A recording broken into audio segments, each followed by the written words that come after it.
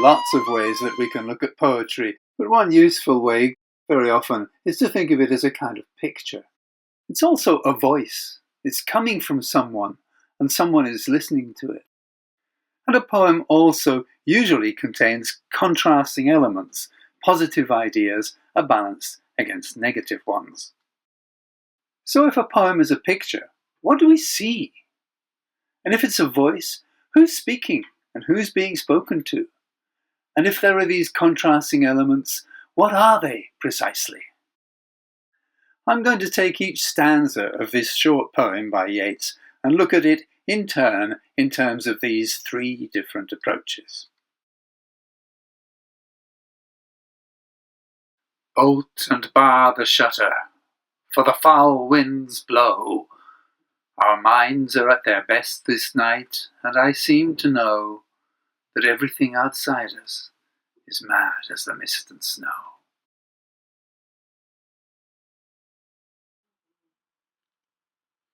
Well, I would want to put in there the foul winds. All right, and I would definitely want some kind of house, some structure that the shutter is being closed to keep the foul winds out. And I would want the mist and snow, the mad mist and the mad snow. That would definitely be in my picture. And then inside that house, I would see the voice, the person who is speaking, saying this poem, the person who's telling us all of this. That person is saying, bolt and bar the shutter. And that person is saying it to someone. So there's going to be somebody else there inside that house, inside that room, and that person is being told, all right, bolt and bar the shutter, all right.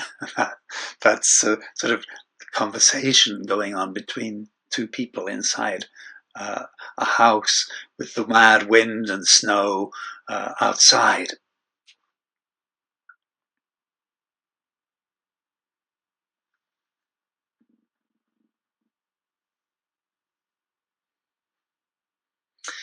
In terms of the balance of opposites, the positive and negative, for me that immediately sets up a contrast between the wild, mad outside,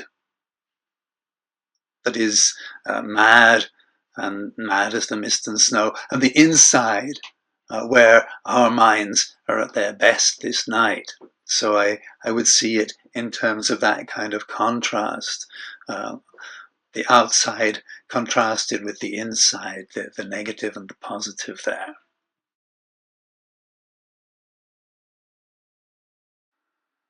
Horace there by Homer stands, Plato stands below, and here is Tully's open page. How many years ago were you and I unlettered lads, mad as the mist and snow?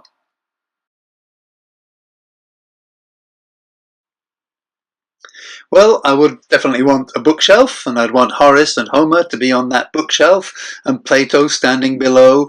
The order there, the fact that Horace stands by Homer in alphabetical order, that Plato stands below because he comes later on in the alphabet, that seems very important to me. There's a sense of order inside this house, this place where they're protected against the mist and snow. And here's Tully's open page. Obviously, they've been reading it quite recently, so they study these books. These books are part of their lives. And again, the voice is speaking, saying, describing this, and bringing up the memory of how many years ago when you and I, the two old friends, were unlettered lads, mad as the mist and snow. So when they did not have their letters, that is the letters of the alphabet, their education, their ability to read and study these books, because they didn't have that, they were mad.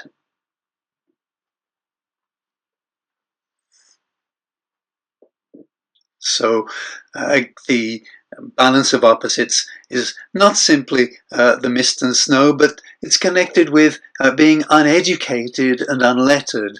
It's the fact that we have these books, we have the learning and wisdom of the books. That's what saves us from being mad.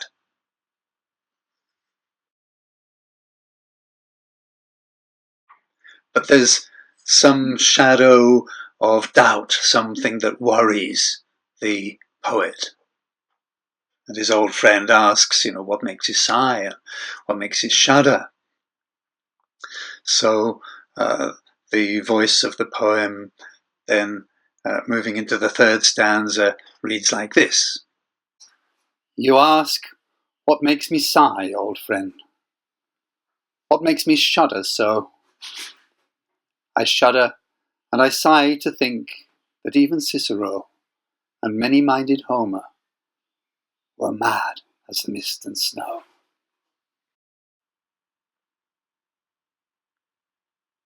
And there's the shock.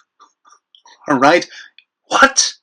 All this learning, all this wisdom, all these books that we've studied, in order to keep the inside orderly, to keep the madness out, all of that seems suddenly to be overthrown by this doubt that arises in the poet's mind that maybe even Cicero and Homer and the classics, the great writers of old, maybe they too were as mad as the mist and snow.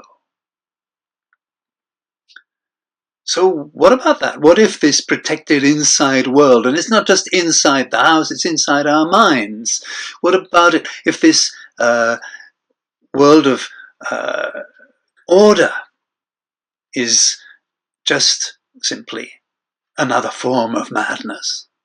Now maybe I'm looking too hard here, but this really gets me, the fact that he writes about mad as the mist and snow, and a snowflake, if you think about it, is also incredibly ordered, incredibly structured, made in a unique and marvelous shape.